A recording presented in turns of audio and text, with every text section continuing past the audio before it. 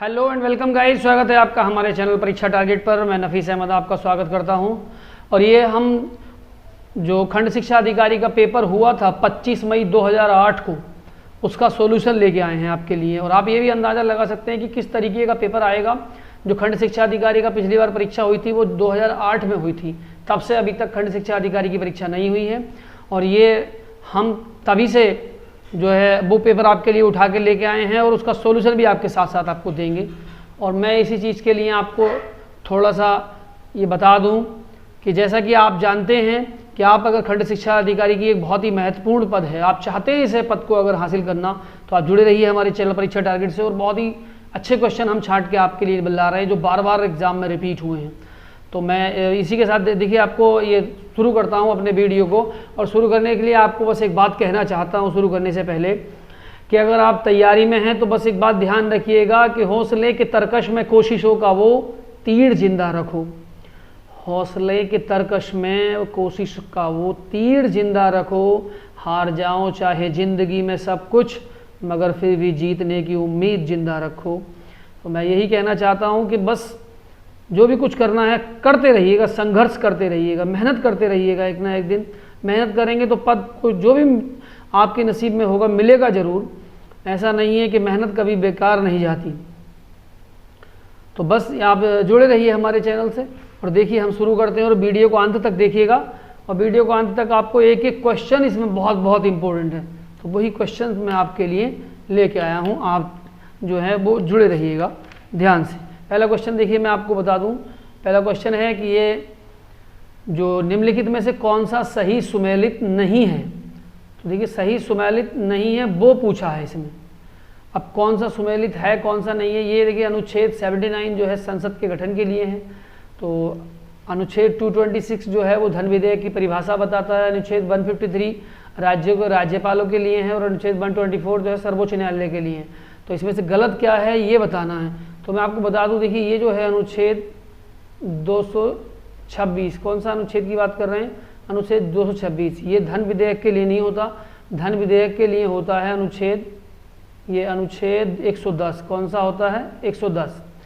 अनुच्छेद 110 जो है यानी आर्टिकल 110 जो होता है वो धन विधेयक को परिभाषित करता है। और धन विधेयक देखिए, केवल एक बात और बड़ी इंपॉर्टेंट बात आप बता रहा हूँ कि केवल लोकसभा में धन विधेयक पेश किया जाता है। और धन विधेयक यानी कोई भी विधेयक को निर्धारण करने के लिए ये केवल जो लोकसभा अध्यक्ष होते हैं उन्हीं को हक होता है कि ये धन विधेयक है या नहीं, केवल वही बता सकते हैं। तो इसमें जो गलती है वो आंसर होगा इसका बी। दूसरा देखिए छत्तीसगढ़ राज्य का गठन जिसके विभाजन से में संपन्न हुआ है वो, तो छत्तीसगढ़ राज्य का जो गठन हुआ था वो किसके विभाजन से हुआ था वो आपको थोड़ा सा ध्यान रखना है। तो देखिए बताइए, महाराष्ट्र के, मध्य प्रदेश के, उत्तर प्रदेश के, बिहार के। तो आप जानते हैं छत्तीसगढ़ का जो है महाराष्ट्र को मतलब नहीं, ये एमपी से घट के बना है छत्तीसगढ़। जो छत्तीसगढ़ कहाँ से बना है, मध्य प्रदेश से घट के बना। तो इसका जो है, और कब बना था छत्तीसगढ़, छत्तीसगढ़ जो बना था वो बना था 1 नवंबर 2000 को। 1 नवंबर सन 2000 में छत्तीसगढ़ का गठन हुआ था 1 नवंबर 2000 को। और ये कौन सा राज्य था, ये था 26वां राज्य, 26वां। ठीक है, आगे हम देखिए नेक्स्ट चलते हैं। क्वेश्चन नंबर 2 मैं आपको बताता हूं, आप चलते रहिएगा ध्यान रखिएगा। देखिए क्वेश्चन नंबर 3, संविधान का कौन सा अनुच्छेद बच्चों के शोषण का निषेध करता है, यानी बच्चों के शोषण के खिलाफ है, कौन सा अनुच्छेद। तो देखिए आप थोड़ा सा ध्यान रखिए, ये जो अनुच्छेद 24 है, कौन सा है अनुच्छेद, अनुच्छेद 24। अनुच्छेद 24 जो है वो बच्चों के शोषण के जो है वो निषेध है, बच्चों के शोषण के खिलाफ है। और दूसरा आपको बता दूं, ये कहाँ कौन से भाग में है अनुच्छेद 24, ये भाग 3 में, भाग 3 में अनुच्छेद 24। इसमें क्या कहा है कि 14 वर्ष से कम आयु वाले बच्चों को, अगर किसी बच्चे कारखाने में या खानों में या कहीं पे काम करते हैं तो इस प्रकार ये अनुच्छेद बच्चों के शोषण का निषेध करता है। ये भाग 3 में अनुच्छेद 24 की बात कर रहे हैं। ठीक है, भारत के संविधान में जिसकी संस्तुति पर मूल कर्तव्य को जोड़ा गया था वो कौन सी थी, मूल कर्तव्य जब जोड़ा गए थे वो कौन सी समिति थी, तो वो जो थी वो थी स्वर्ण सिंह समिति। कौन सी समिति थी, सरदार स्वर्ण सिंह समिति। ये देखो इसका आंसर होगा सी, सरदार स्वर्ण सिंह समिति। और ये कब जोड़ा गया था, ये जोड़ा गया था 42 में। कब, यानी 42 में संविधान संशोधन। और ये कब हुआ था 42वां, ये हुआ था 1976 में, 1976 में हुआ था। और इसके द्वारा मौलिक कर्तव्यों को संविधान में जोड़ा गया था। और मौलिक वर्तमान में जो कुल मौलिक कर्तव्य हैं वो कितने थे? देखिए मौलिक कर्तव्य जो है अब तो इसमें 11 हैं। कितने? 11। चलिए आगे नेक्स्ट देखिएगा। वह एक अनुच्छेद जिसे सर्वोच्च न्यायालय ने इस प्रकार व्याख्यात कर दिया है कि उसमें समस्त कल्पनीय मानवाधिकार सम्मिलित हो गए हैं। तो कौन सा अनुच्छेद है? तो देखिए बात कर रहे हैं वह कौन सा अनुच्छेद है जिसमें समस्त कल्पनीय मानवाधिकार सम्मिलित हो गए हैं। तो ये बात कर रहे हैं यहाँ पर अनुच्छेद 21 की। कौन सा अनुच्छेद? 21, यानी भाग 3 में ये अनुच्छेद 21 आता है। सर्वोच्च न्यायालय द्वारा ये क्या है? विशद रूप से व्याख्यात किया गया है। और अनुच्छेद 21 में प्राण व दैहिक स्वतंत्रता को संरक्षित निहित है। इसमें क्या है अनुच्छेद 21 में? यानी प्राण और दैहिक स्वतंत्रता का संरक्षण निहित है इसके अंदर। तो इसका आंसर होगा सी। निम्नलिखित में से किस प्रस्ताव का प्रासंगिक संबंध संघीय बजट से है? अब कौन सा प्रस्ताव है जो संघीय बजट से संबंधित है? तो वो है कटौती प्रस्ताव। कौन सा है? कटौती प्रस्ताव। आगे देखिएगा, कटौती प्रस्ताव का संबंध जो है वो बजट से है। और ये 3 प्रकार का होता है। कितने प्रकार का होता है? ये 3 प्रकार का होता है, बता देता हूँ। एक तो होता है नीति कटौती। कौन सी होती है? एक ये होती है नीति कटौती, आप ध्यान रखिएगा, नीति कटौती। और दूसरा होता है आर्थिक कटौती प्रस्ताव। कौन सा होता है? आर्थिक। दूसरा होता है देखिएगा आर्थिक कटौती प्रस्ताव। और तीसरे नंबर पे होता है सांकेतिक कटौती। कौन सी होती है तीसरे नंबर पे? ये होती है सांकेतिक कटौती। तो आप ध्यान रखिएगा, मोस्ट इंपोर्टेंट चीज है ये सांकेतिक कटौती। ये होता है सांकेतिक कटौती। तो ये कटौती प्रस्ताव है 3 नंबर का होता है। ठीक है, आगे चलिए क्वेश्चन नंबर 7 पर मैं आपको लेके चलता हूँ। देखिएगा, राष्ट्रपति द्वारा राज्यसभा में कितने सदस्य मनोनीत किए जा सकते हैं? यानी राष्ट्रपति जो है वो राज्यसभा में कितने सदस्यों को मनोनीत कर सकता है? तो राष्ट्रपति जो है वो राज्यसभा में कुल मिला के 12 सदस्यों को मनोनीत कर सकता है। कितने? 12 सदस्यों को मनोनीत कर सकता है। वो कहाँ कहाँ से? कला, साहित्य, विज्ञान और समाज सेवा, इन सब व्यावहारिक अनुभव प्राप्त होता है, इनसे होता है। असल में क्या है, राज्यसभा में कुल मिला के, आपको राज्यसभा के बारे में बता दूं, राज्यसभा में कुल मिला के 250 सदस्य निर्धारित हैं। ठीक है, तो इसमें से 238 अप्रत्यक्ष रूप से निर्वाचित होते हैं, यानी 238 तो निर्वाचित होते हैं, अप्रत्यक्ष रूप से निर्वाचित। और बाकी बच्चे जो हैं वो 12 को मनोनीत किया जाता है। क्या किया जाता है? मनोनीत किया जाता है। और किसके द्वारा किया जाता है? राष्ट्रपति के द्वारा। चलिए क्वेश्चन नंबर 8 देखिएगा, राष्ट्रपति लोकसभा में किस सीमा तक आंग्ल भारतीय समुदाय के सदस्यों को मनोनीत कर सकते हैं? तो किस सीमा तक कर सकते हैं राष्ट्रपति? यह देखिए, भारतीय संविधान का अनुच्छेद मैं थोड़ा सा आपको बता दूं। भारतीय संविधान में एक अनुच्छेद है जिसका है 331। कितना? अनुच्छेद 331 और अनुच्छेद 81 में किसी बात के होते हुए भी यदि राष्ट्रपति की ये राय है कि लोकसभा में आंग्ल भारतीय समुदाय का प्रतिनिधित्व पर्याप्त नहीं है, तो लोकसभा में उस समुदाय को 2 से अधिक सदस्यों को नामोदित कर सकता है। 2 से अधिक, ये तो 2 से अधिक, इसका आंसर होगा बी। ठीक है,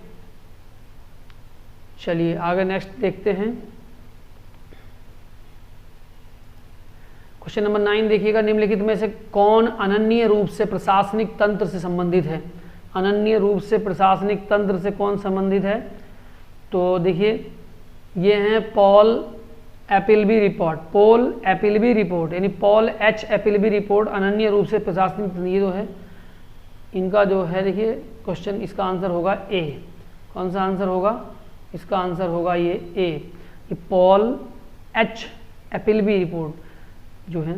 जबकि सरकारीय आयोग रिपोर्ट केंद्र व राज्य संबंधों पर संथानम समिति रिपोर्ट भ्रष्टाचार की रोकथाम के लिए। देखिए सरकारीय आयोग जो है ये तो आता है किस चीज़ के लिए? सरकारीय आयोग जो है वो केंद्र और राज्यों के संबंधों पर रिपोर्ट देता है। और ये दूसरा संथानम समिति जो ये वाली बी है, संथानम समिति किस काम के लिए रिपोर्ट देती है? तो ये भ्रष्टाचार के लिए। यानी एक संथानम मैडम जो थी वो भ्रष्टाचार रोकने के लिए आती थी, भ्रष्टाचार ये भ्रष्टाचार के लिए रिपोर्ट देती है, भ्रष्टाचार। आप थोड़ा समझ लीजिएगा। और इसका जो आंसर होगा वो है ए। दिए गए युग्मों में कौन सा सुमेलित नहीं है, तो कौन सुमेलित नहीं है ये देखना है हमें, ध्यान से इस बात को ध्यान रखिएगा। लखनऊ छावनी परिषद, कानपुर में नगर निगम, गाजियाबाद में नगर पालिका, काकोरी में नगर पंचायत। तो इसके अंदर क्या चीज़ मैं आपको दिया, देखिए इसका जो सी है वो सुमेलित नहीं है। सी क्यों सुमेलित नहीं है? गाजियाबाद नगर निगम है, ना कि नगर पालिका परिषद। गाजियाबाद में क्या है? नगर निगम है, नगर पालिका परिषद नहीं है, नगर निगम। हालांकि लखनऊ भी नगर निगम है, और लखनऊ भी नगर निगम है, और लेकिन वहाँ छावनी परिषद भी है।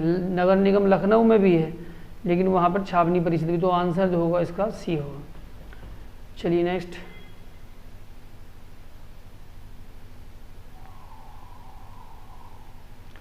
आगे देखिएगा, क्वेश्चन नंबर 11 मैं आपको बताता हूँ। क्वेश्चन नंबर 11, पंचायतों में अध्यक्ष के लिए आरक्षण का आधार, यानी जो पंचायतों में अध्यक्ष बनते हैं उनके जो पद होता है उस पर आरक्षण का क्या बेस होता है, तो उसके आरक्षण का क्या आधार होता है?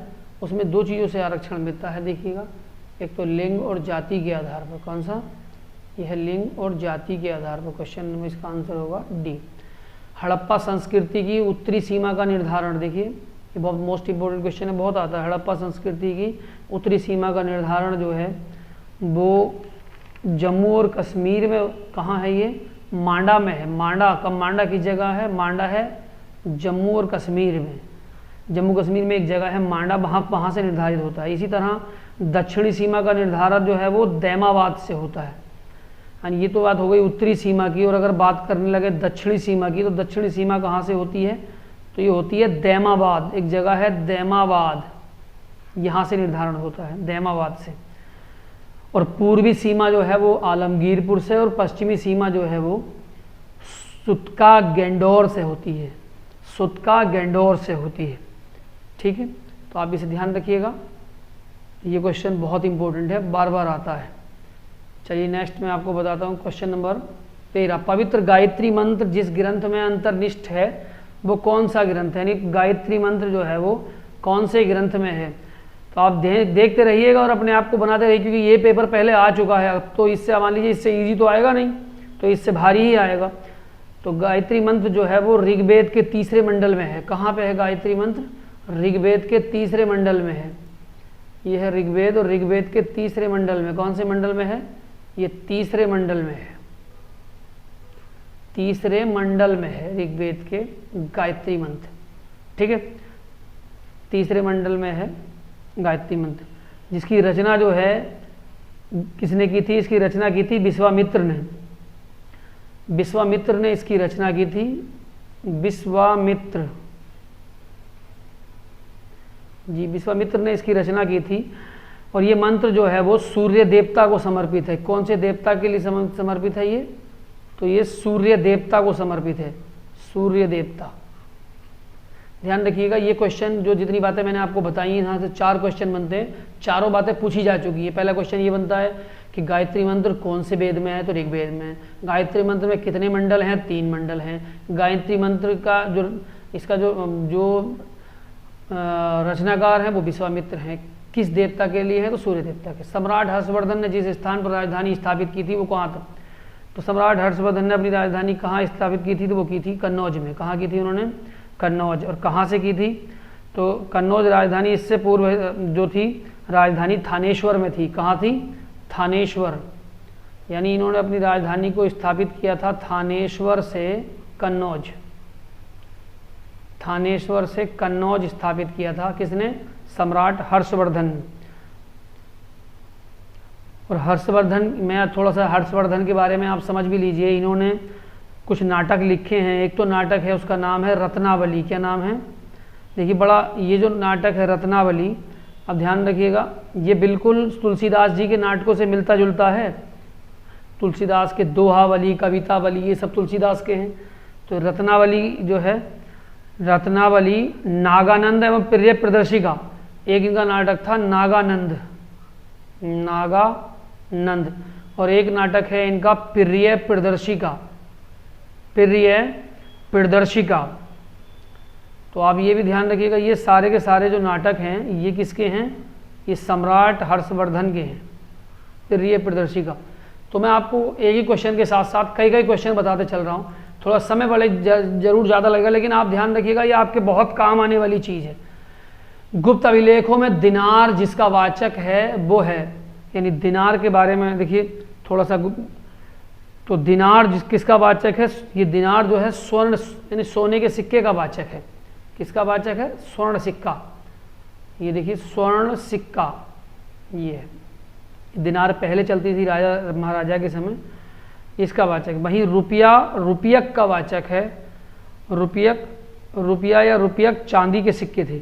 ये जो चांदी के सिक्के थे उन्हें कहते थे रुपया या रुपयक। ध्यान रखिएगा, चांदी के सिक्कों को हम, चांदी के सिक्के जो थे उनको हम क्या कहते थे, रुपयक, रुपयक। निम्नलिखित शासकों में आगरा को जिसने राजधानी बनाया था वो कौन था, आगरा जो राजधानी बनाई थी वो किसने बनाई थी, तो ये भी आपको बताना है। तो ये एक राजा थे, उनका नाम था सिकंदर लोदी। क्या नाम था, सिकंदर लोदी। इन्होंने जो है आगरा को राजधानी बनाया था 1504 में। कब बनाया था, 1504 में। आगरा इन्होंने 1504 में असल में आगरा की स्थापना की थी। 1504 में आगरा शहर इन्होंने ही बसाया था, और इसने राजस्थान के शासकों पर अपने अधिकार को सुरक्षित रखने के लिए ही क्या किया था, इन्होंने जो थी ये राजधानी स्थापित की थी और आगरा को राजधानी बनाया था। और इन्होंने भूमि की माप करवाई थी। ध्यान रखना, ये क्वेश्चन बहुत आता है, भूमि की माप भी इन्होंने ही करवाई थी। किसने, सिकंदर लोदी ने, सिकंदर लोदी। और इन्होंने एक चीज़ और चलाई थी जिसका नाम था गजे सिकंदरी। ये क्वेश्चन कई बार आ चुका है अब तक, गज ए सिकंदरी, गजे सिकंदरी। ये गजे सिकंदरी जमीन नापने के लिए होता है, ये इन्होंने ही चलवाया था, सिकंदर लोदी ने।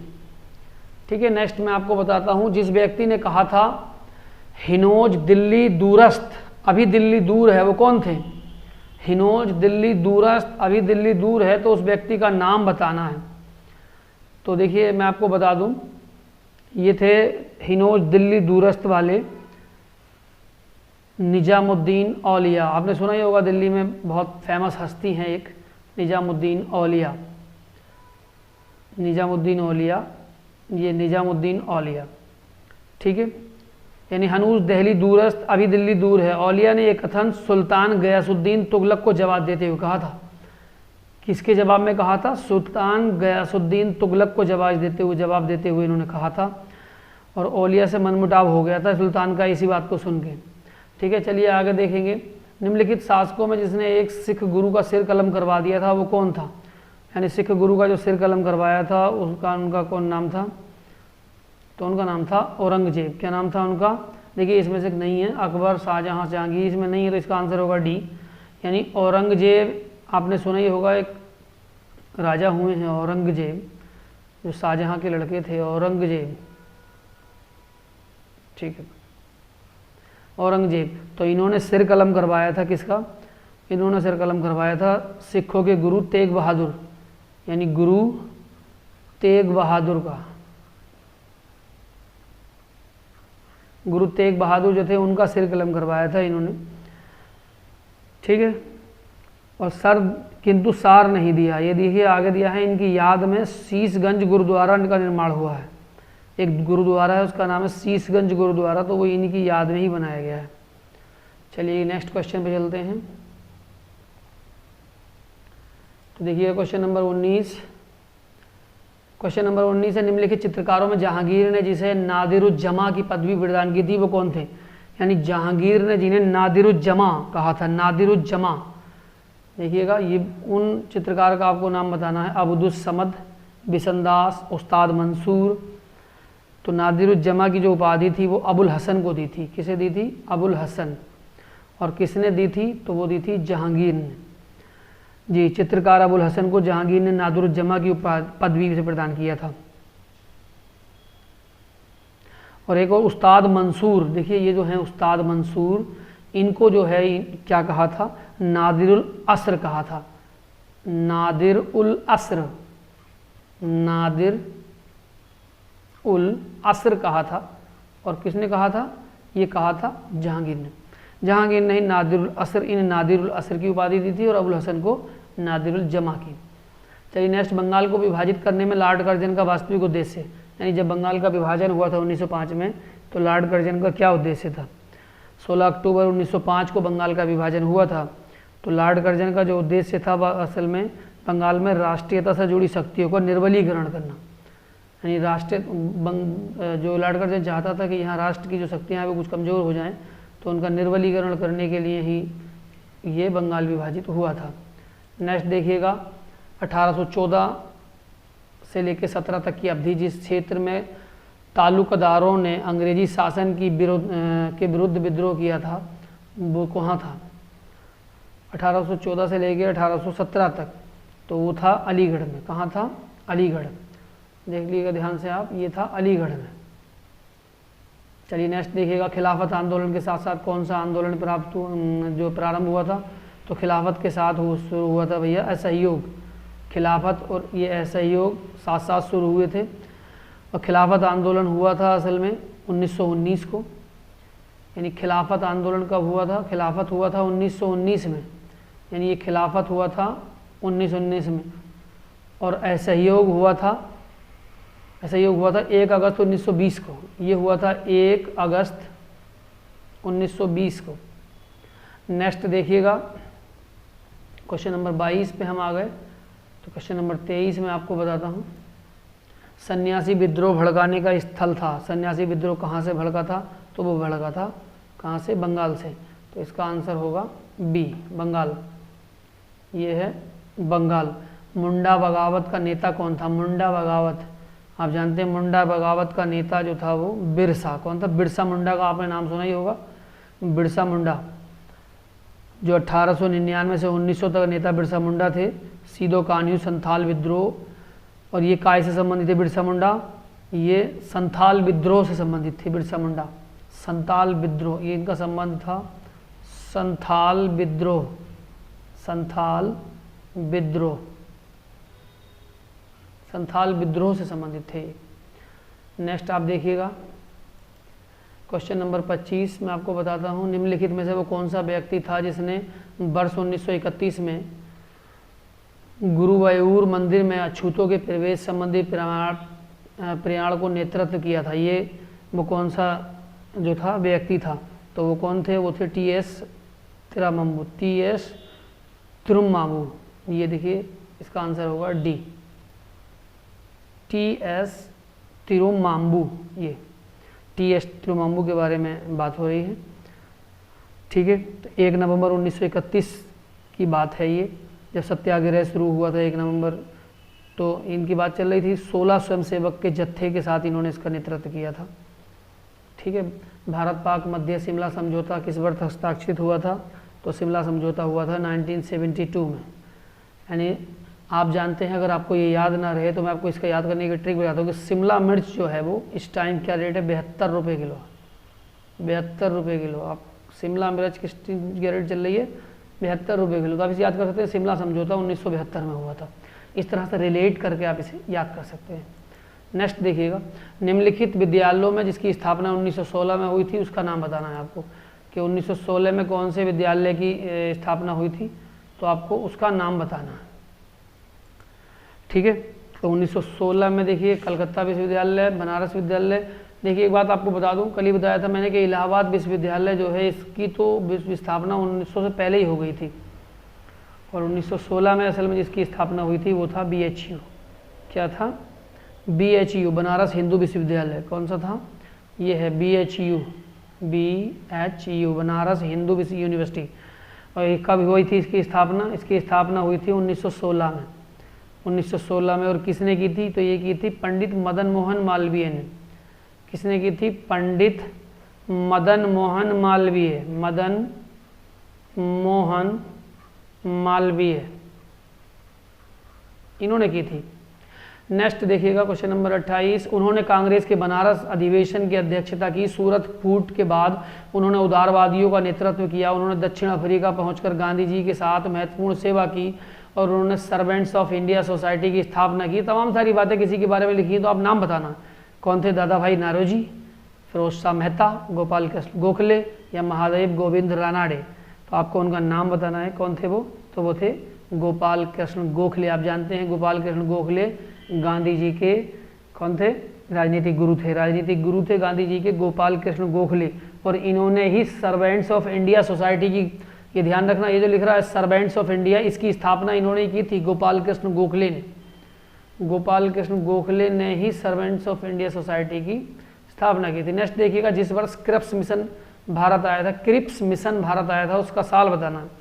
तो जैसा कि मैं आपको बता दूं कि डेट्स याद करना बड़ा टफ होता है, तो थोड़ा सा आप इसे ध्यान रखिएगा। क्रिप्स मिशन किस वर्ष भारत आया था उसके बारे में आपको, तो ये आया था क्रिप्स मिशन 1942 में। कब आया था, 1942 में क्रिप्स मिशन आया था। क्रिप्स, तो आप ध्यान रखिएगा, क्रिप्स है ये, क्रिप्स, देखिए क्रिप्स। तो क्रिप्स की बात कर रहे हैं, यानी 42। तो देखिए अब 42 आप जानते हैं, 42 से अगर आप इसे क्रिप्स को रिलेट कर सकते हैं तो आप रिलेट करके याद कर लीजिए कि क्रिप्स मिशन जो है वो 42 में आया था। निम्नलिखित में से जिन्होंने बर्नाकुलर प्रेस एक्ट का निरसन किया था वो कौन थे। बर्नाकुलर प्रेस एक्ट का निरसन करने वाले थे लॉर्ड रिपन। कब, कौन थे, ये थे लॉर्ड रिपन। और इन्होंने कब किया था, ये किया था 1878 में। 1878 में इन्होंने जो था इस पर नियंत्रण बर्नाकुलर प्रेस एक्ट पर लगाया था। लॉर्ड रिपन ने बर्नाकुलर प्रेस एक्ट का निरसन किया था। और बर्नाकुलर प्रेस एक्ट को मुंह बंद करने वाला अधिनियम भी कहा जाता है। ये बर्नाकुलर प्रेस एक्ट क्या था, मुंह बंद करने वाला अधिनियम, तो लॉर्ड रिपन ने ही इसको किया था। चलिए नेक्स्ट आप देखिएगा, क्वेश्चन नंबर 31 में आपको बता रहा हूं, ये है सन 1939 में निम्नलिखित में से कौन सा व्यक्ति all India states people conference का अध्यक्ष, all India state people conference का अध्यक्ष जो था वो कौन सा व्यक्ति 1939 में बना था। तो मैं देखिए थोड़ा सा आपको बता दूं, वो थे पंडित जवाहरलाल नेहरू। कौन थे वो, पंडित जवाहरलाल नेहरू जी थे। ये थे पंडित जवाहरलाल नेहरू। अब थोड़ा ध्यान रखिएगा, पंडित जवाहरलाल नेहरू, ठीक है। 1939 में all India states people conference के अध्यक्ष रहे थे। और ये कॉन्फ्रेंस कहाँ हुई थी, लुधियाना में हुई थी, all India states people conference. Bhoodan आंदोलन के प्रवर्तक, ये तो आपने सुना ही होगा, बड़ा इजी क्वेश्चन है, विनोबा भावे। भूदान आंदोलन के प्रवर्तक कौन थे, विनोबा भावे थे। और ये आंदोलन कब हुआ था, तो थोड़ा सा ये जान लीजिएगा, 1951 में हुआ था भूदान, ठीक है। और कहाँ से शुरू हुआ था, ये पोचमपल्ली, एक जगह है पोचमपल्ली, ये पोचमपल्ली। इस टाइम फिलहाल कहाँ है, ये तेलंगाना में, तेलंगाना, ये तेलंगाना में एक जगह है, वहाँ से शुरू, ठीक है। नेक्स्ट आप देखिएगा, निम्नलिखित में से वो कौन सा पत्र था जिसे 1932 में हरिजन बंधु में परिवर्तित कर दिया था। तो आप देखिएगा वह कौन सा पत्र था जो जिसे 1932 में हरिजन बंधु में परिवर्तित कर दिया था। तो वो पत्र कौन सा था, वो था नवजीवन। तो आप थोड़ा देखिएगा, ये था नवजीवन। कौन सा था, नवजीवन। ये सब नवजीवन समाचार पत्र बंद होने के पश्चात गांधी जी ने अंग्रेजी में हरिजन, हिंदी में हरिजन सेवक ये शुरू किया था। और 11 फरवरी 1933 को 15 हरिजन बंधु और 12 मार्च 1933 को प्रथम अंक प्रसारित हुआ था इसमें, ठीक है। नेक्स्ट देखिएगा, इंडियन नेशनल कांग्रेस के किस स्थान पर आयोजित अधिवेशन में बाल गंगाधर तिलक ने घोषणा की थी कि स्वराज मेरा जन्म से, कब घोषणा हुई थी कि स्वराज मेरा जन्म सिद्ध अधिकार है। तो ये घोषणा हुई थी लखनऊ में। कहाँ, लखनऊ 1916, ठीक है, लखनऊ 1916 में, ठीक है। ये स्वराज मेरा जन्म सिद्ध अधिकार है, मैं उसे प्राप्त करके रहूँगा। इस अधिवेशन की अध्यक्षता, ये अधिवेशन हुआ था तो इसकी अध्यक्षता की थी अंबिका चरण मजमूदार जी ने। अंबिका चरण मजमूदार, ध्यान रखना, ये अंबिका चरण मजमूदार जी तो इंडियन नेशनल कांग्रेस में का ये अधिवेशन था जिसमें बाल गंगाधर तिलक ने घोषणा की थी। तो ये हुआ कब था, 1916 में हुआ था। और इसके ये जो अध्यक्ष थे वो थे अंबिका चरण मजमूदार, ठीक है। नेक्स्ट देखिएगा आप, नमक सत्याग्रह के दौरान गांधी जी को गिरफ्तार हो जाने पर आंदोलन के नेतृत्व का भार जिसने संभाला था वो कौन थे? तो वो थे नमक सत्याग्रह के दौरान जिन्होंने भार संभाला था उनका नाम था अब्बास तैयब। क्या नाम था उनका? अब्बास तैयब जी। ध्यान रखिएगा, ये हैं अब्बास तैयब जी। ठीक है। तो थोड़ा सा आप जान लीजिए नमक सत्याग्रह हुआ कब था? तो नमक सत्याग्रह हुआ था 1930 में। कब हुआ था नमक सत्याग्रह? ये हुआ था 1930 में, 5 मई 1930 को। ठीक है। अब्बास तैयब जी ने इसका कार्यभार संभाला था और उनकी गिरफ्तारी हो जाने के बाद सरोजनी नायडू ने 21 मई 1930 को धरसना नामक गोदाम पर धावे का नेतृत्व किया था। बाद में किया था सरोजनी नायडू ने। फिलॉसफी ऑफ बॉम्बे नामक विवरणिका के लेखक, तो फिलॉसफी ऑफ बॉम्बे किसकी है? ये है फिलॉसफी ऑफ बॉम्बे श्याम कृष्ण जी वर्मा। ये है क्वेश्चन नंबर इसका डी 36। नेक्स्ट देखिएगा आप,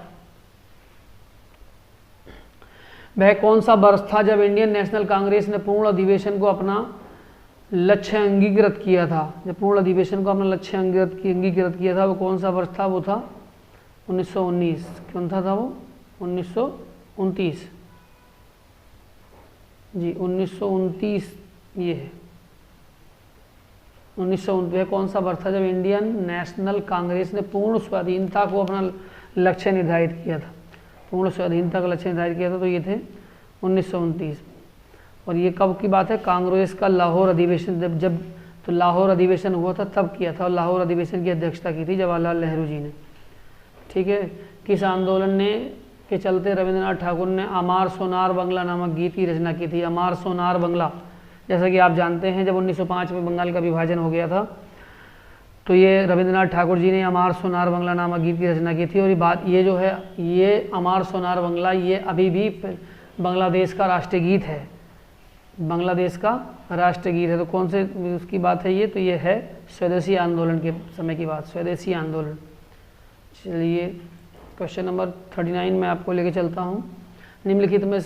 निम्नलिखित आंदोलनों को पूर्वोपर क्रम में व्यवस्थित कीजिए, यानी ये पूर्वोपर क्रम में लगाना है आपको। कौन सा कब हुआ था वो क्रम आपको लगाना है।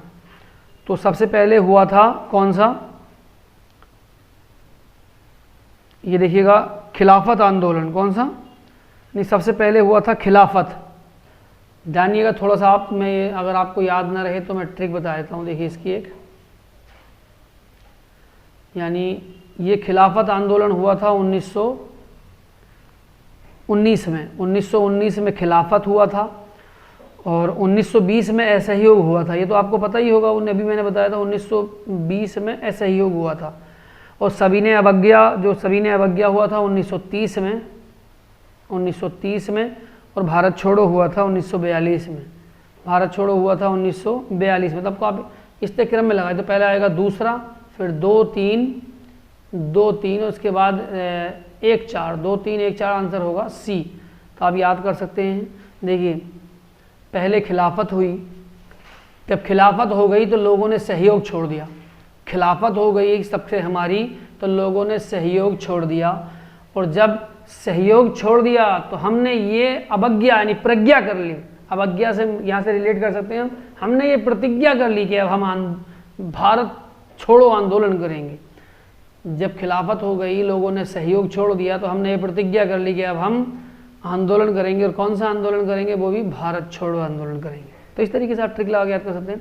दिन के प्रकाश में हरित पर्णों का क्लोरोफिल सार जिस वर्ण में प्रदीप्त होता है वो क्या है? तो वो जो हरित वर्ण में प्रदीप्त होता है उसे हम कहते हैं लाल। ठीक है। दिन के प्रकाश में हरित जो क्लोरोफिल जो है वो लाल रंग में हो जाता है। चलिए नेक्स्ट देखिएगा क्वेश्चन नंबर 41। सूर्य की विकिरण ऊर्जा जिसका परिणाम है वो है, यानी सूर्य में जो ऊर्जा होती है वो नाभिकीय संलयन से कैसे होती है? नाभिकीय संलयन। आप जानते हैं नाभिकीय संलयन वह क्रिया होती है जिसमें छोटे छोटे नाभिक मिलकर एक बड़ा नाभिक बनाते हैं, तो उसे हम नाभिकीय संलयन कहते हैं। तो नाभिकीय संलयन में जो है नाभिकों का जोड़ना होता है। ठीक है। और इसमें क्या होता है? सूर्य का अधिकांश भाग हाइड्रोजन और हीलियम से बना है। सूर्य में देखो ज़्यादातर क्या है, या तो H2 है या फिर He हीलियम है या हाइड्रोजन है। ठीक है। इसके भीतर का ताप जो है वो लगभग 1.5 अंदर का ताप जो है सूर्य के 1.5 इंटू 10⁻7 डिग्री सी है। ठीक है, इतना ताप है। चलिए, दांत कर्बूरित हो जाते हैं जब पेयजल में प्रचुर मात्रा में, दांत जो हमारे जब बार बार क्या होते हैं टूट कर गिरने लगते हैं, जाते हैं जब हमारे पानी में सबसे ज़्यादा क्या मिली होती है, तो वो अगर हमारे पानी में फ्लोरीन मिल जाती है तो क्या मिल जाती है, फ्लोरीन। ठीक है, इससे हमारे दांत क्या होते हैं, किरकिरा के छोटे छोटे गिरने लगते हैं और दांतों में क्या होता है, पीलापन होने के कारण होता है। चलिए नेक्स्ट मैं आपको बता दूं, देखिए हृदय कब विश्राम करता है, यानी दिल हमारा जो है वो कब विश्राम करता है, आराम कब खाता है। तो आप जानते हैं कभी नहीं खाता, या आराम की स्थिति में, निद्रा की स्थिति में कब आराम खाता है। तो हृदय जो विश्राम करता है वो असल में, तुम जानते हो हृदय असल में 72 से 75 बार धड़कता है 1 मिनट में, और 2 धड़कनों के बीच में आराम करता है। ठीक है, इसे हम शिथिलता काल कहते हैं। तो इसका आंसर है डी। मैं कौन सा मानव अंग जिसके रोगग्रस्त हो जाने पर डायलिसिस की आवश्यकता होती है, तो वो होता है किडनी। जानते हैं किडनी खराब हो गई तो डायलिसिस कराना पड़ता है। ठीक है, डायलिसिस कराना पड़ता है, तो किडनी को हिंदी में कहते हैं ब्रक। ठीक है, नेक्स्ट आप देखिएगा, अब आप थोड़ा मिला के देखिए, थोड़ा मिलान है ये, यानी विटामिन B12, विटामिन इन असल में कौन से विटामिन में क्या होता है। तो सबसे पहले आपको देखिए विटामिन B12 जो है इसमें क्या होता है, विटामिन B12 में, तो विटामिन B12 इसका नाम है, रासायनिक नाम साइनोकोबालेमिन। साइनोकोबालेमिन इसका नाम है, साइनोकोबालेमिन।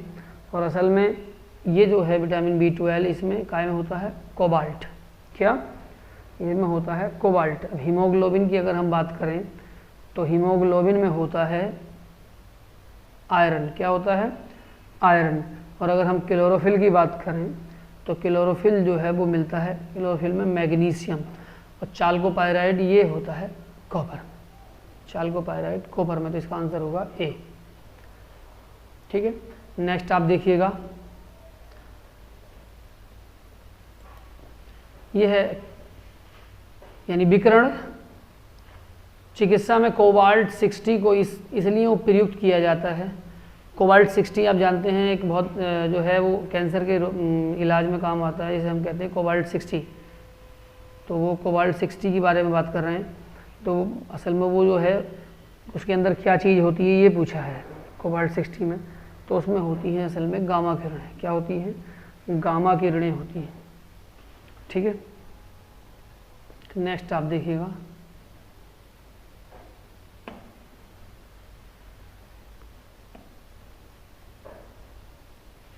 ये है, हम इसे नेक्स्ट क्वेश्चन देखिएगा आप कि निम्न प्रकार के वृक्षों में सामाजिक वानिकी हेतु किस्म के रोपण को प्रोत्साहित किया जाता है। तो किसके रोपण को प्रोत्साहित किया जाता है सामाजिक वानिकी के लिए, ये हमारा जो क्वेश्चन है आप इसे देखिएगा ध्यान से। यह है बहुउपयोगी, यानी सामाजिक वानिकी बहुउपयोगी वृक्षों के लिए लगाए जाते हैं, उसमें यह सामाजिक वानिकी बनी रहे। निम्नलिखित में से मीन कौन सी है, मीन। तो मीन पूछिए, क्रे फिश, फ्लाइंग फिश, ये फिश, वो फिश, कौन सी फिश, फ्लाइंग फिश। ठीक है, flying fish, catfish, pipefish, paddlefish, goldfish, ये वास्तविक में मीन है। और जो क्रे फिश, कैटल फिश और सिल्वर फिश और जेली फिश है ये असत्य मीन है। असत्य मीन कौन सी है, एक तो क्रे फिश है और एक कटल फिश है, ये जो है ये असत्य मीन, ये रियल मीन है ये। चलिए नेक्स्ट आप देखिएगा, निम्नलिखित में से कौन सा पक्षी 300 किलोमीटर प्रति घंटा की रफ्तार से हवा में गोता लगा सकता है। 300 किलोमीटर की रफ्तार से गोता लगाने वाले पक्षी का नाम आपको बताना है। तो उसका नाम है पेरेग्रीन फॉल्कन। क्या नाम है उसका, उसका नाम है पेरेग्रीन फॉल्कन। देखिएगा आप ध्यान से, पेरेग्रीन फॉल्कन। ये पेरेग्रीन फॉल्कन जो है 300 किलोमीटर प्रति घंटा की रफ्तार से गोता लगाता है। क्वेश्चन नंबर 50 में देखिए, ये कुछ जनजाति हैं, भील कहाँ पाई जाती है। तो आप जानते हैं कौन सी सही सुमेल, तो भील तो राजस्थान में मिलती है सबसे ज़्यादा, आप जानते हैं भील राजस्थान में मिलती है। संथाल जो है वो झारखंड में मिलती है, ये भी सही है बिल्कुल। खासी सिक्किम में मिलती है, नहीं खासी सिक्किम में नहीं मिलती, ये गलत है। खासी मिलती है मेघालय में। खासी कहाँ मिलती है, मेघालय में। और बाकी टोडा जनजाति तमिलनाडु में मिलती है, तो ये सही। 50 क्वेश्चंस हम लोग यहाँ से कर चुके हैं। नेक्स्ट आप देखिएगा अभी, विश्व की सबसे गहरी झील। तो विश्व की सबसे गहरी झील का अगर आपको नाम बताना हो, विश्व की सबसे गहरी झील, तो वो कौन सी झील होगी? टिका टिका झील है, या बैकाल झील है, या विक्टोरिया, या मृत सागर। तो आपको अगर थोड़ा सा भी ज्ञान हो झील के बारे में तो बहुत ही इजी क्वेश्चन है ये है बैकाल झील। कौन सी झील है? बैकाल झील विश्व की सबसे गहरी झील है, और है कहाँ ये रूस में है। कहाँ है? रूस यानी रसिया, रूस में है। और अंगारा नदी का उद्गम स्थल बैकाल झील से होता है। एक नदी यहाँ से निकलती है बैकाल झील से, उस नदी का नाम है अंगारा, अंगारा नदी। ठीक है, आगे देखिएगा, जिन राज्यों से होकर गोदावरी गुजरती है, गोदावरी नदी किन किन राज्यों से होकर गुजरती है, तो वो बताना है। तो गोदावरी नदी जो है वो महाराष्ट्र से शुरू हो, कहाँ से? महाराष्ट्र से, फिर जाती है महाराष्ट्र के बाद कहाँ? तेलंगाना, और तेलंगाना के बाद देखिए आंध्र प्रदेश से होकर प्रवाहित होती है। तो इसका आंसर होगा, ये तेलंगाना इसमें नहीं है, तो इसका आंसर है ए, महाराष्ट्र, आंध्र प्रदेश और तेलंगाना। और कहाँ जाके गिरती है? तो ये बंगाल की खाड़ी में होकर गिरती है। यानी गोदावरी जो है वो, गोदावरी बंगाल की खाड़ी में गिरती है, बंगाल की खाड़ी में। ठीक है, चलिएगा नेक्स्ट आप ध्यान रखिएगा, थोड़ा सा चलते रहिएगा मेरे साथ, और बहुत ही इंपॉर्टेंट क्वेश्चंस मैं आपको ले लाया हूँ ये। और ये वो पेपर है जो इसका आपको बहुत बेसब्री से इंतजार होगा कि पहले कैसा पेपर आया था, सब लोग देखना चाह रहे थे। निम्नलिखित राज्यों में किसकी सीमा बांग्लादेश से नहीं मिलती? अब बांग्लादेश से किसकी सीमा टच नहीं करती वो देख लीजिएगा आप। तो बांग्लादेश जो है उस बांग्लादेश की सीमा टच करती है मिजोरम को। किसे? मिजोरम, और त्रिपुरा, और असम, असम को भी टच करती है, और मेघालय को टच करती है। मेघालय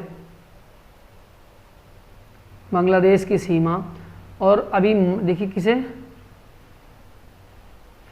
और पश्चिम बंगाल, ये है पश्चिम बंगाल को टच करती है।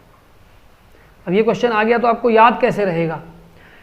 ठीक है, तो आप ध्यान रखिएगा कि ये बांग्लादेश है, क्या है? यानी बांग्लादेश में क्या है? बांग्लादेश में मुझे मिजोरम जब मैं गया तो वहाँ पर मुझे 3 लोग मिले, त्रिपुरा। और वहाँ पर जब बांग्लादेश में मैं गया तो वहाँ मुझे कितने लोग मिले? 3 लोग मिले। और वो सब क्या थे? देखिए, असम, सब एक जैसे ही थे। असम, सम यहाँ से जो आता है कि सब समान थे। और जब मैंने वहाँ देखा तो सब कैसे? सम, काले मेघ की तरह, बादल से मेघ होते हैं ना, और सब मेघ की तरह थे मेघालय। और वहाँ पर फिर वो क्या कर रहे थे? यानी पश्चिम बंगाल, और वो सब बंगाल की तरफ जा रहे थे, पश्चिम बंगाल। तो इस तरह से आप मिला कर रिलेट करके याद कीजिएगा।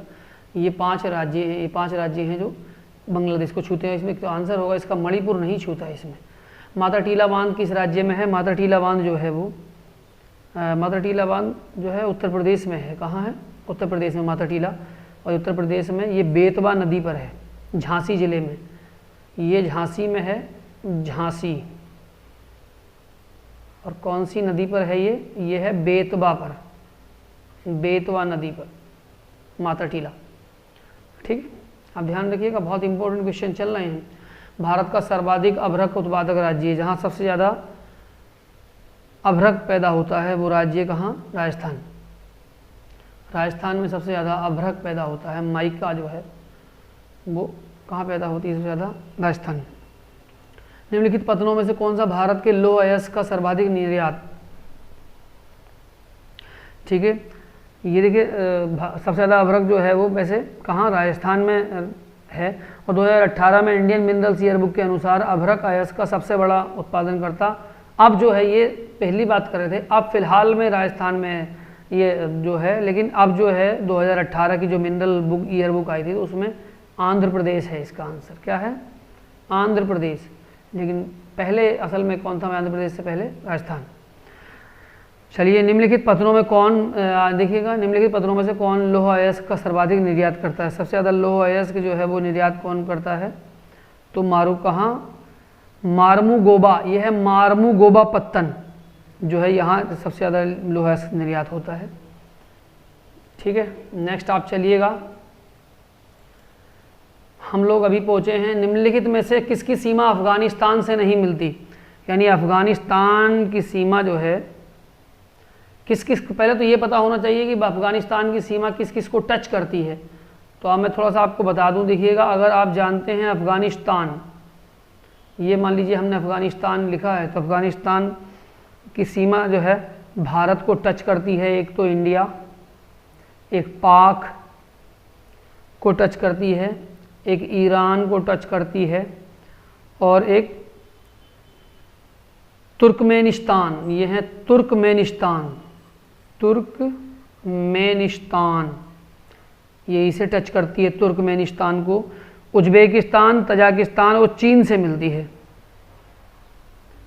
ये देखिए, उज्बेकिस्तान से भी मिलती है, आप ध्यान रखिएगा, एक है उज्बेकिस्तान, ये उज्बेकिस्तान, ये इससे मिलती है उज्बेकिस्तान से, और किससे मिलती है?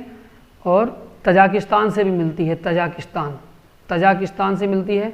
लेकिन आप जानते हैं किससे नहीं मिलती? रसिया से, रूस से नहीं मिलती, क्योंकि ये देखिए, यह है एक स्थल रुद्र अलग, ये अलग उसका देश है, तो ये जो है रूस इसका आंसर होगा। निम्नलिखित अफ्रीकी देशों में उत्तर से दक्षिण की ओर सही क्रम बताना है। अफ्रीकी देशों का उत्तर से दक्षिण की ओर सही क्रम, ठीक है, अफ्रीकी देशों का उत्तर से दक्षिण की ओर सही क्रम बताना है।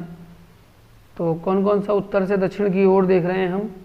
यह है तंजानिया, नाइजीरिया। तो अगर आप देखें, सबसे ज़्यादा जो उत्तर में है ये है बी, कौन सा? बी, यानी कि दक्षिण अफ्रीका। दक्षिण अफ्रीका के बाद है सी, यानी तंजानिया, फिर है नाइजीरिया, फिर है अल्जीरिया। तो इस तरीके से आप लगा सकते हैं, इसका आंसर होगा ए, ये वाला BCAD।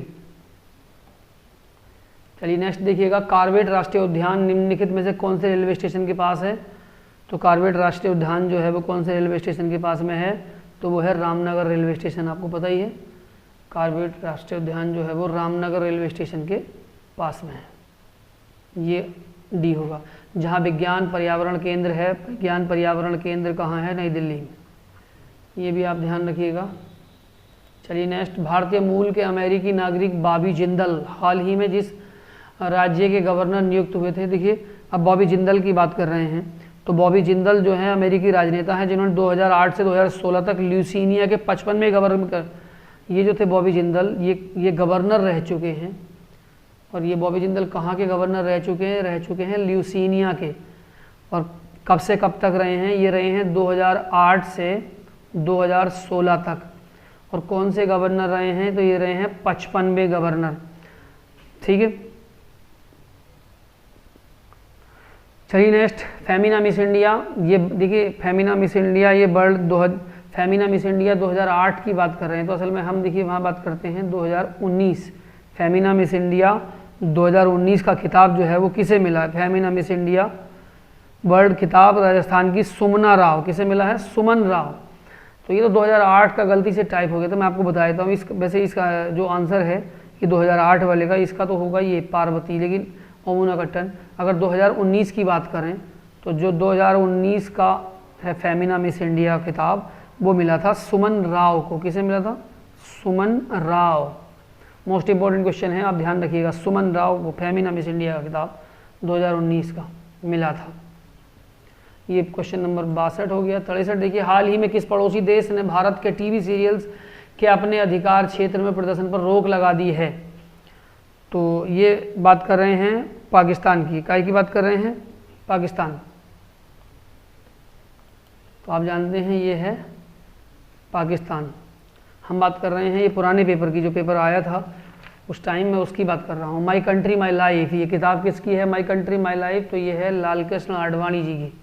My country my life, ये लाल कृष्ण आडवाणी की आत्मकथा है, ये इनकी आत्मकथा। ये पुस्तक 2008 में भारत के पूर्व राष्ट्रपति अब्दुल कलाम द्वारा जारी की गई थी। कब जारी हुई थी ये जारी हुई थी 2008 में। और जारी किसने की थी? APJ अब्दुल कलाम जी ने, APJ अब्दुल कलाम, ठीक है, ये थे APJ अब्दुल कलाम जी ने जारी की थी, माई कंट्री माई लाइफ। देखिए, भारत अफ्रीकी मंच का पहला शिखर सम्मेलन अप्रैल 2008 में आयोजित हुआ था। भारत अफ्रीकी सम्मेलन की बात कर रहे हैं, तो ये पिछला पेपर है, क्योंकि मैं इस हिसाब से आपको बताना पड़ रहा है। जो पेपर आया है 2008 में, तो हमने आपको वही लेके आए हैं, साथ साथ हम इसके जो रिसेंट आंकड़े हैं वो भी आपको दे देंगे। तो ये देखिए, ये जो हुआ था, ये कहाँ हुआ था, तो ये हुआ था नई दिल्ली में। कहाँ? नई दिल्ली में, ठीक है। अब देखिए, आपकी बात करें, जबकि दूसरी बार 2011 में ये इथियोपिया में हुआ और तीसरी बार 2015 में नई दिल्ली में आयोजित हुआ था, ठीक है। अब फिर अभी 2015 में हुआ था ये भारत अफ्रीकी मंच, तो ये भी नई दिल्ली में ही हुआ है, नई दिल्ली। आप ध्यान रखिएगा, ये आ जाता है। तो वे दो मध्य एशियाई देश जिनकी भारत के उपराष्ट्रपति ने अप्रैल 2008 में यात्रा की थी, तो ये कौन से देश थे जो उपराष्ट्रपति ने यात्रा की थी 4 से 10 अप्रैल को? तो वो थे कजाकिस्तान और तुर्कमेनिस्तान। ये पिछला पेपर है, तो उसी के हिसाब ध्यान रखिएगा आप कि हम 2008 की बात कर रहे हैं, तो हम पिछला पेपर में आपके लिए लाया हूँ, तो मैं इसी हिसाब से आपको बता रहा हूँ। पद्मश्री शरण रानी, जिनका अभी हाल ही में निधन हो गया है, जिसका वाद्य यंत्र प्रतिष्ठित वादक है, वो क्या है? यानी जो उनका निधन हुआ है, तो वो थी सरोद वादक। क्या थी ये? तो ये सरोद वादक थी, ध्यान रखिएगा, सरोद वादक। क्या थी ये? सरोद वादक। किसी बात कर रहे हैं? शरण रानी, शरण रानी सरोद वादक थी। मैत्री एक्सप्रेस नामक रेलगाड़ी जिन दो देशों को जोड़ती है, मैत्री एक्सप्रेस जोड़ती है भारत और बांग्लादेश को, ठीक है। 2008 में संचालित हुई थी, कोलकाता से ढाका के मध्य चली थी। तो आप ध्यान रखिएगा अगर ये क्वेश्चन आता है तो। क्वेश्चन नंबर 68 हो गया। क्वेश्चन नंबर 69 और 70 देखिए। राजेंद्र कुमार पचौरी, जिन्होंने हाल में अल गोर के साथ नोबेल शांति पुरस्कार प्राप्त किया है, जिस विद्यालय के छात्र रहे हैं, वो था राजेंद्र कुमार पचौरी जी। देखिए, काफ़ी ये ट्रिकी क्वेश्चन था, ध्यान रखिएगा इस क्वेश्चन को। देखिए, तो ये थे लॉ मार्टिनियर लखनऊ। कौन सा विद्यालय था वो? तो लॉ मार्टिनियर लखनऊ। इसका आंसर होगा ए। कौन सा आंसर होगा? इसका आंसर है ए। और P4 योजना के तहत कौन सी तेल कंपनी बायोडीजल वैल्यू चेन स्थापित करने जा रही है? P4 योजना के तहत कौन सी कंपनी है जो वो जा रही है P4 योजना में? तो है भारत पेट्रोलियम कॉरपोरेशन। इसका आंसर भी है ए। नेक्स्ट देखिएगा, IPL के एक मैच में सर्वाधिक विकेट किसने लिए हैं? ये तो बात हो रही है पुरानी कि IPL के एक मैच में सर्वाधिक विकेट किसने लिए हैं। तो जो 2008 में हुआ था मैच, तो उसमें 4 मैच में 14 रन देकर 6 विकेट लिए थे। किसने? वो थे सोहेल तनवीर जी। कौन थे? आप जानते हैं, सोहेल तनवीर। ये सोहेल तनवीर कहाँ के खिलाड़ी हैं? तो ये हैं पाकिस्तान के, सोहेल तनवीर, ठीक है। मैं सोहेल तनवीर की बात कर रहा हूँ, ये पाकिस्तान के खिलाड़ी Sohail Tanveer.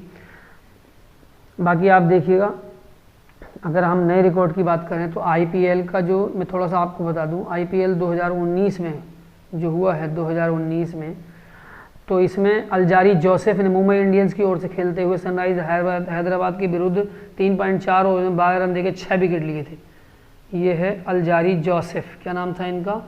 Alzarri Joseph. Alzarri, आप ध्यान रखिएगा, अलजारी जोसेफ। इन्होंने कितने विकेट लिए थे? 6 विकेट। कितने रन देके? 12 रन देके। और किसके खिलाफ लिए थे? मुंबई इंडियंस की ओर से खेलते थे, ठीक है। सनराइजर हैदराबाद के विरुद्ध लिए थे। ऑस्ट्रेलियाई ओपन 2008 का पुरुष एकल खिताब देखिए, और 2008 का जो नोवाक जोकोविच ने जीता था, नोवाक जोकोविच, ये 2008 का। अब अगर मैं बात करूं 2019 का, मैं साथ साथ आपको दोनों आंकड़े बताता चल रहा हूँ। 2019 का जो है वो भी जोकोविच ने ऑस्ट्रेलियाई ओपन पुरुष, ये भी इन्होंने ही जीता है। 2019 का नोवाक जोकोविच ने जीता है, ठीक है, नोवाक जोकोविच। आप ध्यान रखिएगा। निम्नलिखित क्वेश्चन नंबर 73, निम्नलिखित खिलाड़ियों में से वह कौन है जिसने भारत से होकर गुजरने वाली चीनी ओलंपिक दीपशिखा की रिले दौड़ में भाग लेने का निश्चय किया है? तो वो कौन से खिलाड़ी हैं? तो वो थे बाईचंग भूटिया। इनका नाम है बाईचंग भूटिया। तो ये पुराना पेपर में आपके लाया हूँ, ध्यान रखिएगा। बाईचंग निम्नलिखित में से जिसे प्रथम काशीराम खेल रत्न पुरस्कार से सम्मानित किया गया, वो कौन खिलाड़ी? काशीराम खेल रत्न पुरस्कार सबसे पहला मिला था प्रवीण कुमार। आप जानते हैं प्रवीण कुमार एक लेफ्ट आर्म बॉलर है मेरठ के, तो ये इन्हें मिला था प्रवीण कुमार को कब? 2008 का जो था काशीराम खेल रत्न पुरस्कार। तो प्रथम कोई भी चीज़ होती है तो वो हमेशा इम्पोर्टेंट ही होती है, ठीक है। ये देखिए, अब मैं आपको ये बताऊँ, किस पाकिस्तानी खिलाड़ी पर 5 साल के लिए अंतर्राष्ट्रीय क्रिकेट खेलने का प्रतिबंध लगा था? तो ये तो आपको पता ही होगा, पीछे ये खिलाड़ी बड़ी फेमस खिलाड़ी उसमें रहे थे। तो ये थे शोएब अख्तर। कौन थे? शोएब अख्तर। शोएब अख्तर हमेशा विवादों में रहने वाले खिलाड़ी, आपको पता ही है। 70 लाख का जुर्माना भी लगा था इन पर। पहला केंचुआ बीज बैंक जहाँ स्थापित होने जा रहा है, वो कहाँ? केंचुआ बीज बैंक जो स्थापित होने जा रहा है वो है बरेली में, बरेली। नेक्स्ट आप देखिएगा, राष्ट्रीय एड्स संस्थान जहाँ स्थापित है वह कौन सी जगह है? राष्ट्रीय एड्स संस्थान है पुणे में। कहाँ है राष्ट्रीय एड्स संस्थान? पुणे, ठीक है। तो राष्ट्रीय एड्स संस्थान है पुणे में। किसान नेता महेंद्र सिंह टिकैत कौन सी पार्टी में है? ये महेंद्र सिंह टिकैत। तो असल में ये देखिए, पार्टी जो है इनकी इसमें दी नहीं है, वैसे इनकी पार्टी का नाम था, ये किसान यूनियन के अध्यक्ष, भारतीय किसान यूनियन। कौन सी पार्टी थी इनकी? ये थी भारतीय किसान यूनियन, भारतीय किसान यूनियन, ये पार्टी के अध्यक्ष रहे हैं। तो इसका आंसर होगा डी। नेक्स्ट 78 हो गया। तो आप देखिएगा 79 80। अभी हाल ही में एक संगठन के कार्यकर्ताओं ने बांग्लादेशी लेखिका तस्लीमा नसरीन पर जिस पुस्तक के तेलुगु संस्करण विमोचन का आक्रमण किया था वो कौन सी थी? तो वो थी कौन सी पुस्तक की बात कर रहे हैं वो? तो वो शोध। कौन सी थी? शोध। यानी ये थी तस्लीमा, इनका उपन्यास था वो था शोध। तस्लीमा नसरीन जी का जो उपन्यास था वो कौन सा था? शोध। समझ गए होंगे शायद आप। ये था, ये कब की बात कर रहे हैं? ये पुरानी बात कर रहे हैं 2007 की, जब ये आक्रमण हुआ था, ठीक है। मजलिसे इत्तेहादुल मुस्लिमीन संगठन के इनने आक्रमण किया था।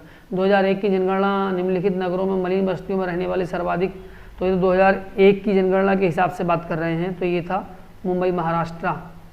मलिन बस्ती तो सबसे ज़्यादा धारावी का नाम आपने सुना ही है, जो आजकल कोरोना से बहुत ज़्यादा प्रभावित है। 80 क्वेश्चन आपके हो गए हैं। तो नेक्स्ट आप देखिएगा, 2001 की जनगणना के अनुसार जिन 4 राज्यों की अधिकतम आबादी पाई गई है, ये तो 2001 की जनगणना के हिसाब से था। मैं 2011 की जनगणना के हिसाब से आपको बताता हूँ, जनगणना के हिसाब से आपको बताता हूँ। 4 राज्यों को आरोही क्रम में बढ़ाना है, पहले सबसे कम से बहुत से बड़ा, फिर उससे बड़ा, फिर उससे बड़ा। यानी देखिए ध्यान से, 2011 की जनगणना के हिसाब से मैं आपको बता रहा हूँ। 2011 की जनगणना के हिसाब से जो सबसे ज़्यादा जनसंख्या है, आपको पता ही है, 4 सबसे ज़्यादा जनसंख्या जो है वो उत्तर प्रदेश की है। लेकिन अगर हम इसे बात करें तो पश्चिम बंगाल, क्या है? पश्चिम बंगाल, और फिर है बिहार, और फिर है महाराष्ट्र, और उसके बाद है उत्तर प्रदेश, यूपी। तो अगर आप चाहें तो इसका आंसर हो सकता है ये डी। 2001 की जनगणना के अनुसार कौन सा भारतीय राज्य सर्वाधिक मलिन बस्तियों का धारण करता है? तो ये भी आप जानते ही हैं, तो इजी है। जैसे मैंने अभी बताया, ये बात चल रही है धारावी की, जो महाराष्ट्र में। कहाँ? महाराष्ट्र। नेक्स्ट क्वेश्चन देखिएगा, 2011 का जनगणना के 2001 की जनगणना के अनुसार जनसंख्या के आधार पर उत्तर प्रदेश का 5वां बृहत्तम नगर, यानी 5वां सबसे बड़ा। तो अब देखिए, ये तो बात चल रही थी 2011 के अनुसार। मैं आपको बताता हूँ कौन कौन से नगर हैं, किस किस की कितनी जनसंख्या है। तो सब एक तो है महाराष्ट्र। क्या है? महाराष्ट्र। आप जानते हैं महाराष्ट्र की जनसंख्या है कितनी? 18.1%, 18.1%। उसके बाद आंध्र प्रदेश, पश्चिम बंगाल और उत्तर प्रदेश, ये 4 राज्य मलिन जनसंख्या के रूप में है। काय में है? ये तो मलिन जनसंख्या की बात नहीं कर रहे हैं, हम बात कर रहे हैं 2011 की जनगणना के अनुसार ये बृहत्तम राज्य है। तो ये तो आपको पता ही है कौन कौन से 10 जिन की आबादी किस किस की कितनी है, तो वो आपको देखना है। 5वां जो बना है वो है मेरठ। 5वां बना है तो मेरठ। पहले नंबर पे तो आप जानते हैं गाजियाबाद है, गाजियाबाद, लखनऊ, कानपुर, आगरा, मेरठ, ये 5वें नंबर पे मेरठ ही है। वाराणसी, मुरादाबाद भी इसमें है, बरेली है, इलाहाबाद है, अलीगढ़, मुजफ्फरनगर भी, सहारनपुर, ये सब है इसमें। तो इसका आंसर होगा मेरठ। निम्नलिखित में कौन सा कथन सही नहीं है? तो देखिए, जम्मू और कश्मीर में मुसलमान बहुमत में है, तो सही नहीं पूछा है। कौन सा सही नहीं है? देखिए इसका जो सही नहीं है वो सी सही नहीं है। मिजोरम में हिंदू दूसरा प्रमुख समुदाय है, नहीं, मिजोरम में बौद्ध दूसरा समुदाय है, ना कि हिंदू, तो ये गलत है। हिंदू नहीं है मिजोरम में, दूसरा समुदाय बौद्ध है। ठीक है, देखिएगा नेक्स्ट क्वेश्चन। नेक्स्ट क्वेश्चन 2001 की जनगणना। देखिए ये सब क्वेश्चन क्योंकि ये पिछले पेपर की बात कर रहे हैं तो 2001 के हिसाब से यूँ आ रहे हैं। मैं आपको लेटेस्ट आंकड़े दे रहा हूँ 2011 के अनुसार। 2011 के अनुसार हम बात करेंगे जो भी बात कर रहे हैं, यानी जिन राज्यों में सर्वाधिक महिला साक्षरता दर है वो बात कर रहे हैं। सर्वाधिक महिला साक्षरता दर जिन राज्यों में है उनकी मैं बात कर रहा हूँ। तो सबसे ज़्यादा महिला साक्षरता दर जो है वो केरल में है। केरल में कितनी है? 87%। उसके बाद है मिजोरम में 86%, और उसके बाद है लक्षद्वीप में, फिर चंडीगढ़ में। तो इसका आंसर होगा ये केरल, मिजोरम, लक्षद्वीप, चंडीगढ़। निम्नलिखित में से राज्यों में उन अनुसूचित जनजातियों की आबादी के आधार पर अवरोही क्रम में, देखो अनुसूचित जनजाति के आधार पर अवरोही क्रम में पूछ रहा है, तो सबसे ज़्यादा अनुसूचित जनजाति जो है, देखिएगा ये अवरोही क्रम पूछ रहा है। कौन सा क्रम? अवरोही क्रम में सबसे बड़ा, सबसे पहले नहीं, सबसे बड़ा जो जिसमें सबसे ज़्यादा हो तो वो देखिए 3,92,126 अनुसूचित जनजाति के जो लोग हैं वो रहते हैं हिमाचल प्रदेश में। तो ये है ए, पहले नंबर। अब देखिए कैसे वो रहते हैं ए, तो इसमें कौन सी बात कर रहे हैं? ये बी है। बी इसका आंसर क्या है? इसका आंसर है बी, यानी BDCA, BDCA। तो पहले नंबर पे 11 लाख लोग, यानी 1,13,00,000 जो है 11,34,273 रहते हैं उत्तर प्रदेश में। तो इसका आंसर ये है, यानी उत्तर प्रदेश में कितने रहते हैं? देखिएगा 11,34,273। ये अनुसूचित जनजाति की संख्या बता रहा हूँ। उत्तर प्रदेश में इतनी है, हिमाचल में है 3,92,126, 3,92,126, और केरल में है कितनी? 4,84,839। केरल में है 4,84,839, और तमिलनाडु में है 7,94,697, 7,94,697। आप हिसाब लगा लो कौन से बैठता है, तो आंसर बी सही है इसका। ठीक है, ये 86 क्वेश्चन हो चुके हैं, बहुत शॉर्ट क्वेश्चन के हम बहुत करीब हैं, आप ध्यान रखिएगा बिल्कुल। 87 क्वेश्चन। भारत निर्माण योजना की घोषणा जिस वर्ष बजट में की गई थी वो कौन से वर्ष? भारत निर्माण योजना वो था 2005-06। कौन सा वर्ष था? 2005-06। फटाफट चलते रहिएगा। देखिए ये था 2005-06। संघ के बजट में राजस्व व्यय की सबसे बड़ी मद, यानी संघ का बजट जो है उसमें राजस्व सबसे ज़्यादा कहाँ से आता है? तो वो आता है, राजस्व व्यय की सबसे बड़ी मद है ब्याज की अदायगी। क्या होती है? ब्याज की अदायगी। चलिए 88 हो गया। आप देखिएगा निम्नलिखित कथनों में से कौन सा एक सही नहीं है? ध्यान रखिए कौन सा एक सही नहीं है। तो व्यक्ति भारतीय रिजर्व बैंक अपने खाते खोल सकते हैं? नहीं जी, भारतीय रिजर्व बैंक में कोई खाता नहीं खोल सकता। भारतीय रिजर्व बैंक जो है वो बैंकों का बैंक, क्या कहलाता है? बैंकों का बैंक। चलिए 12वें वित्त आयोग ने सुझाव दिए हैं कि केंद्र और राज्यों के राजस्व घाटे को घटाकर शून्य करना। तो ये देखिएगा ध्यान से, ये क्या दिया है? कौन सा वाला दिया है?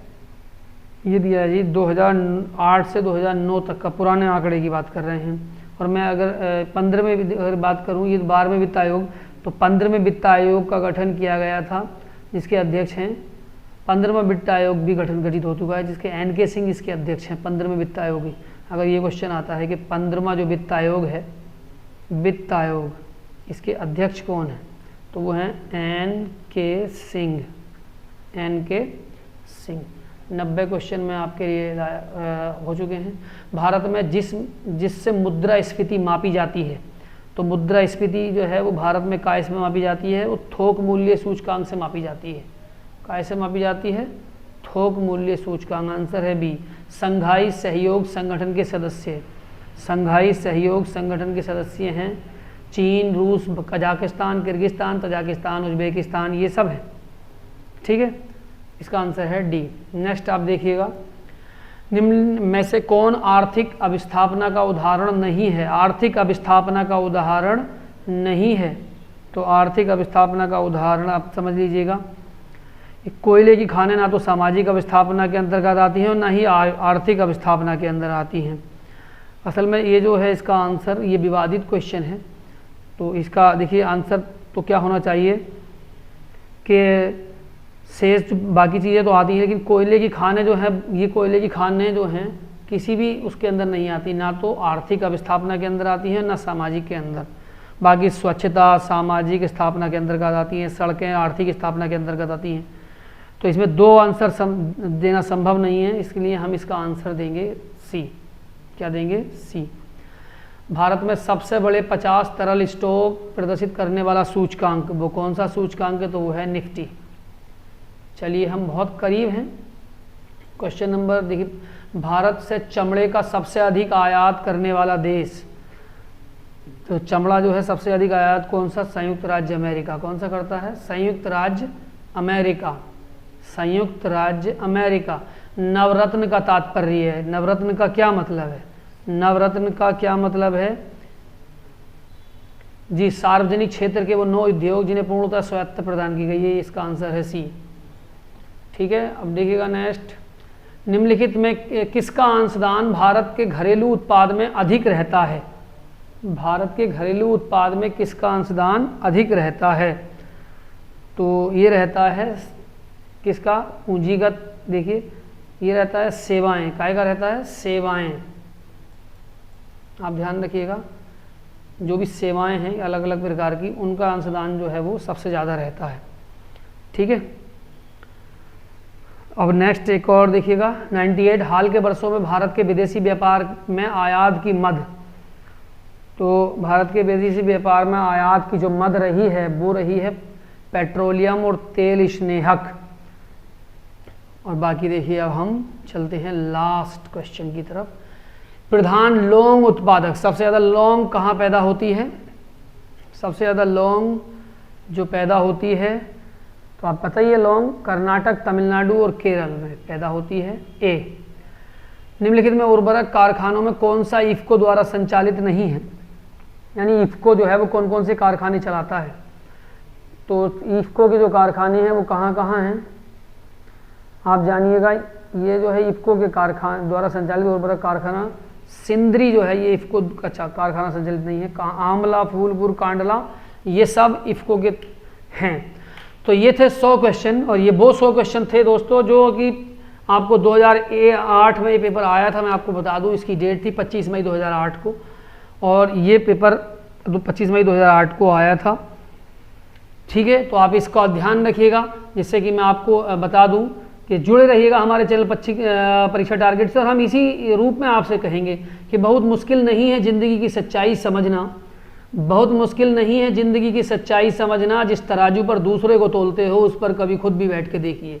इसी के साथ मैं आपसे विदा लेता हूं, और वीडियो देखने के लिए धन्यवाद, और देखते रहिएगा हमारा चैनल परीक्षा टारगेट।